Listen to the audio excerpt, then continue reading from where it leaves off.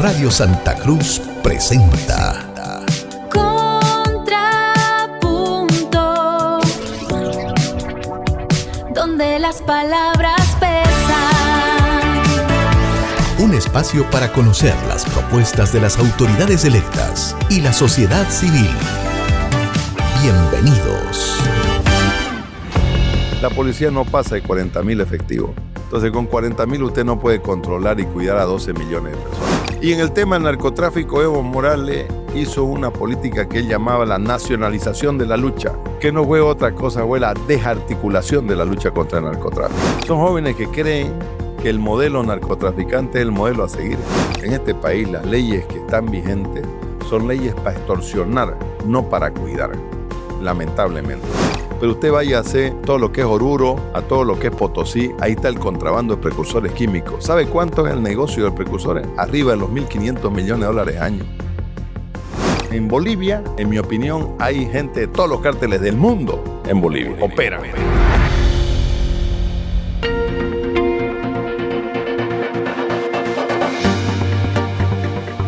En el pasado, hablar de narcotráfico en Bolivia significaba hablar principalmente de producción de coca, elaboración de cocaína y rutas de tráfico. Hoy el problema es más complejo. Estamos hablando de crimen organizado, sicariato, tráfico de armas, lavado de dinero, control de fronteras, corrupción institucional y violencia vinculada a disputas entre organizaciones criminales. Y Santa Cruz aparece en el centro de muchas de estas preocupaciones. En los primeros 7 meses de lo que va del año, se registró al menos 10 crímenes con antecedentes o móviles presuntamente vinculados al narcotráfico. ¿Qué ocurre cuando el crimen organizado intenta penetrar las propias instituciones encargadas de combatirlo? Y Bolivia ha quedado sometida en este momento al control de todos los cárteles. Hoy en Contrapunto, conversamos con alguien que conoce de cerca la problemática de la seguridad nacional. Guido Nayar, político cruceño, fue diputado nacional, concejal de Santa Cruz y entre 1997 y 1999, ministro de Gobierno de Bolivia durante la presidencia de Hugo Banzer Suárez. Usted fue ministro de Gobierno y conoce desde dentro el funcionamiento de la seguridad del Estado. ¿Qué está fallando hoy en la institucionalidad de la policía boliviana para que Santa Cruz esté enfrentando una escalada de asesinatos, sicariatos y ajustes de cuentas? El tema de la seguridad es un tema recurrente. Hace 5 años que yo regresé al país y no me acuerdo de un solo día no haber salido a la opinión pública a plantearle primero al gobierno de Arce y después al gobierno del presidente Rodrigo Paz y reclamarle una política de seguridad ciudadana en el país. Nosotros los bolivianos no tenemos en este momento 2 temas de seguridad centrales que debían ser los que motiven gran parte de las políticas de seguridad del país. No tenemos un plan de seguridad de seguridad ciudadana, no existe. Para que la gente sepa, un plan no es simplemente decir hay un plan, no. Son leyes. Nosotros necesitamos por lo menos 6 leyes, 6 proyectos de ley que cambien todo lo que se ha venido haciendo estos últimos 21 años en el país. Estoy hablando de una nueva ley de seguridad ciudadana que establezca que los gobernadores son las personas encargadas de la seguridad en cada departamento y tienen que velar presupuestaria y políticamente para encarar este trabajo. Esa es una de las cosas que hay que llevar adelante y desarrollarla. Y eso llevaría a que una política de seguridad ciudadana logre incorporar en un consejo de seguridad ciudadana departamental a todas las autoridades políticas, cívicas y sociales, sentarlas en una mesa y lógicamente trabajar desde el lugar en todo lo que significan los problemas que hay de seguridad en cada departamento, que son muchos casos diferentes, son muy diferentes en algunos que otros.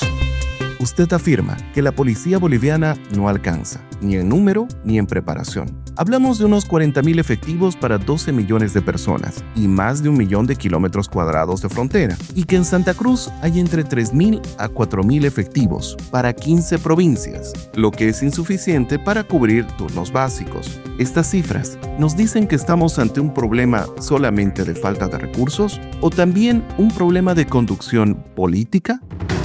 Nosotros no tenemos ni hemos tenido en todo tiempo el suficiente personal policial menos preparado, digamos, para el tema de la seguridad interna. No tenemos para encarar todo el trabajo en todo el territorio nacional. La policía no pasa de 40.000 efectivos. Entonces, con 40.000 usted no puede controlar y cuidar a 12 millones de personas. Eso es un tema, y a 1 millón y tanto de kilómetros cuadrados. Imposible. Entonces ahí hay un tema, por eso yo hablo de que necesitamos nuevas leyes, necesitamos nuevas políticas. ¿Por qué? Porque primero, la policía se ha vuelto una policía regionalizada. La mayoría de los que hay en la policía son paseños. Entonces, usted, tanto en la escuela de la academia de policía como en la escuela de clase de policía, la mayoría son paseños. Una suerte de logia se vuelven. Entonces son unas roscas familiares y todo. Entonces solo entran los parientes. Debemos definir una nueva ley de la policía porque eso lo necesitamos con urgencia. Todo lo que vamos a hacer en materia de infraestructura, leyes que nos permitan todo el equipamiento policial, porque para eso necesitamos normas, porque usted no puede modernizar la policía si no tiene las normas que así lo permiten. Mientras la tecnología avanzó en drones, la policía, hay algunos ladrones, pero no tiene drones. Entonces esa es una realidad, digamos, ¿no? Aunque le duela a alguien, pero es así, ¿no? Necesitamos normas que realmente, necesitamos una nueva ley de armas. En este país las leyes que están vigentes son leyes para extorsionar, no para cuidar, lamentablemente. No se cuida a nadie en este país. Nadie se siente seguro con la policía. ¿Sabe por qué? La policía solo aparece en un lugar para exaccionar, lamentablemente, para pedirle una serie de documentos a usted, ¿no? Que eso genera, lógicamente, el día de mañana multas y cobros y extorsiones de todo tipo. Tenemos en Bolivia territorios donde el Estado perdió la capacidad de control y donde organizaciones criminales tienen mayor presencia e influencia que las propias instituciones.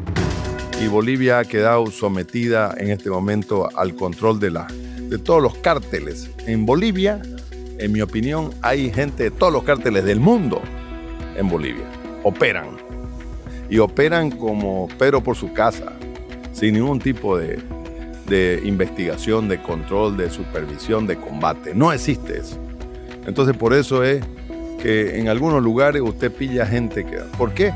Porque ¿dónde se produce la cocaína? En el Chapare. Y ahorita tengo información que también se produce en los Yungas, porque hay mucha coca excedentaria en los Yungas. Algo que nadie dice, es un tabú este tema. No se olvide usted que el año 2016, el 2016-17, Evo Morales modificó la ley 1008 y creó la ley de la coca, se llama.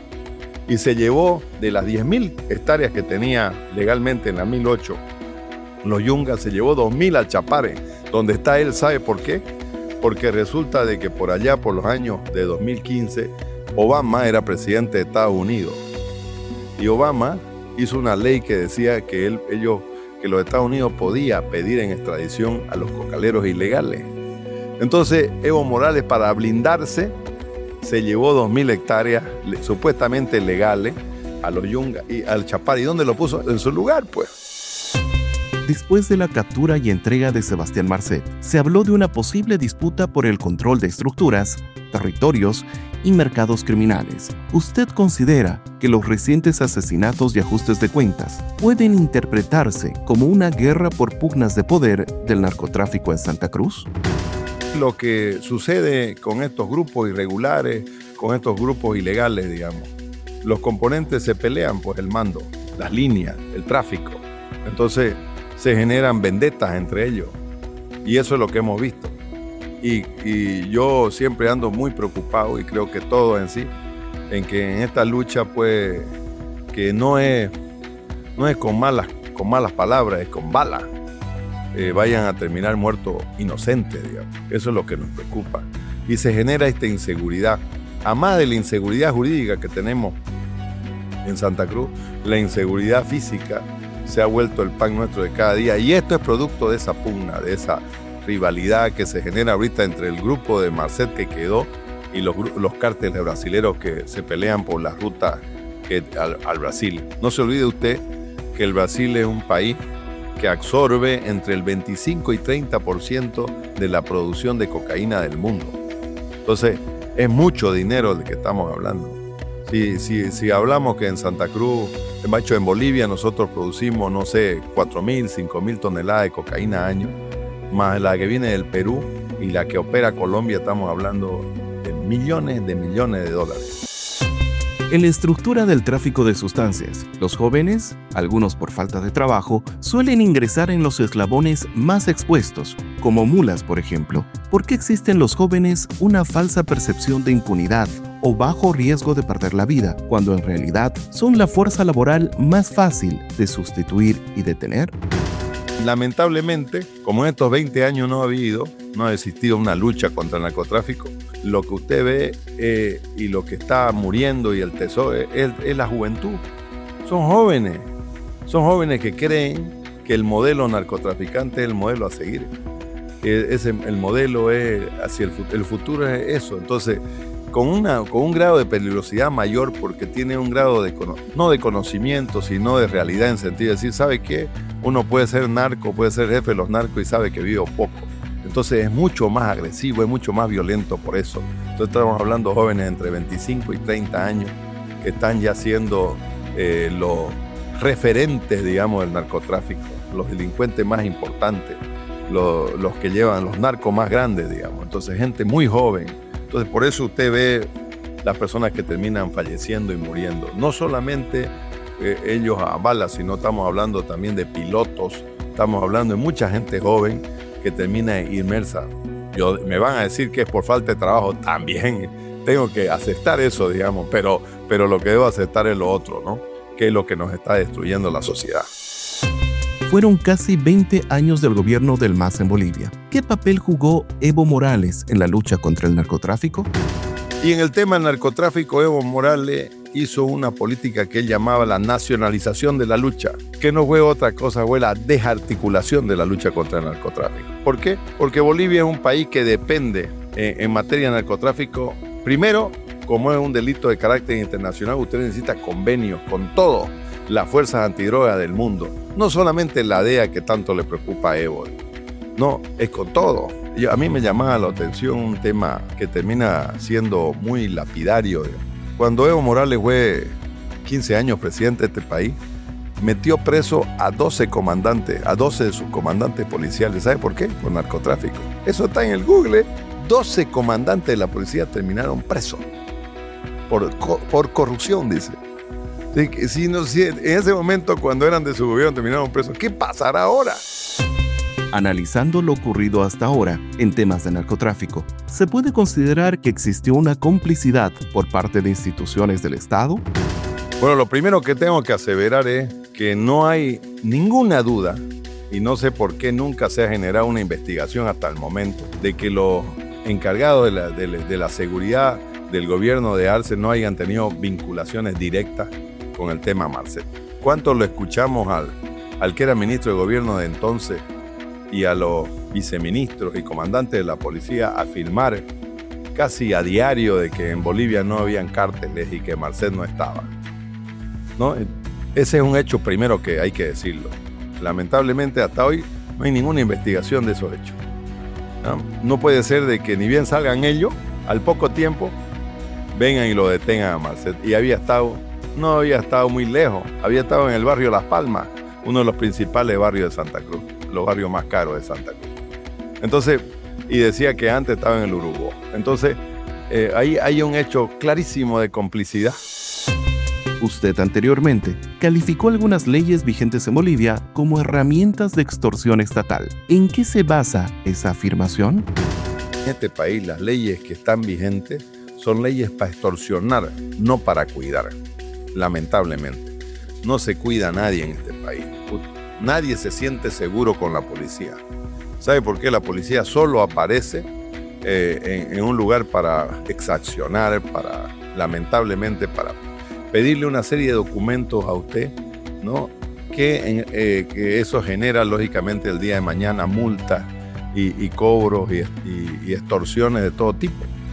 Por decir, esa famosa ley, esa ley de investigación de fortuna es una farsa. Simplemente sirve para extorsionar a la gente en el país.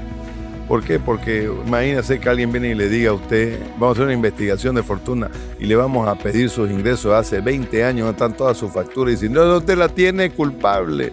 Hoy la ley de armas dice que si usted no hizo un registro, no hizo un nuevo registro de su arma que tiene, usted comete el delito de tráfico de armas. Y imagínese lo que hay. Entonces las cosas son locas, digamos, por decirlas de otra forma, extorsivas. Cuando hablamos de narcotráfico, normalmente pensamos en cocaína, pero detrás de esa industria existe otro negocio menos visible: el tráfico y contrabando de precursores químicos. ¿Hasta qué punto este comercio clandestino se ha convertido en un negocio criminal propio en Bolivia? ¿Y quiénes estarían controlando esa cadena de abastecimiento?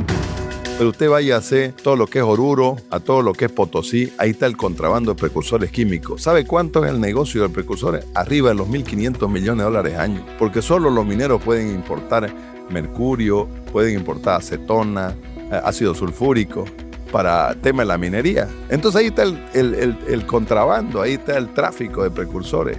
Y viene de Chile, viene de la Argentina, los chilenos hacen los locos, los argentinos también. Y si usted mira el movimiento de sus empresas, se han venido hacia Bolivia, por donde va, venden hacia Bolivia, pues. Entonces no es un tema que me invento yo, es la cifra.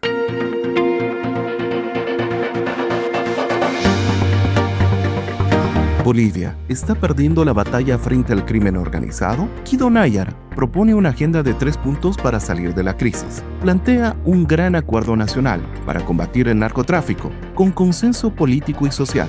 También plantea la aprobación rápida de nuevas leyes de seguridad ciudadana, policía, sistema penitenciario, tránsito, entre otras, para luego buscar recursos internacionales. Y por último, recuperar la dignidad institucional, reeducar escuelas policiales, reactivar grupos de élite como los Diablos Rojos, Azules y Verdes, y hacer un trabajo preventivo con la niñez para evitar que más jóvenes sean víctimas de las redes del narcotráfico. La entrevista deja en claro la falta de una política de Estado que sobreviva a los gobiernos, la importancia de contar con un Estado boliviano que tenga la capacidad institucional, tecnológica, humana y jurídica para enfrentar organizaciones que disponen de dinero, armas, logística, conexiones internacionales y capacidad de infiltración. Radio Santa Cruz presentó Contrapunto, donde las palabras pesan. Un espacio para conocer las propuestas de las autoridades electas y la sociedad civil.